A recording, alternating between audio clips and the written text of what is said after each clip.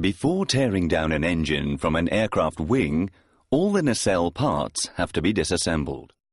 The order of disassembly is the cowls, thrust reverser,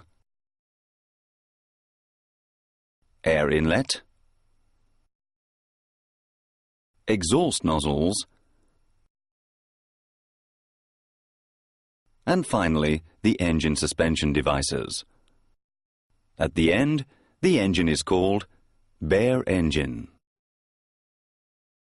The 3D presentation makes the draftsman's everyday work easier. The exact routing of air pipes, oil tubes and harnesses, and the precise location of main equipment such as oil tank, ignition boxes, FADEC, accessory gearbox, air starter, lube module and so on can be checked and double-checked endlessly.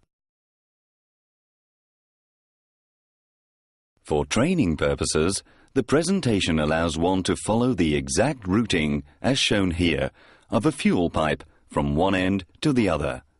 That is to say, from the aircraft engine connection point to the fuel injector.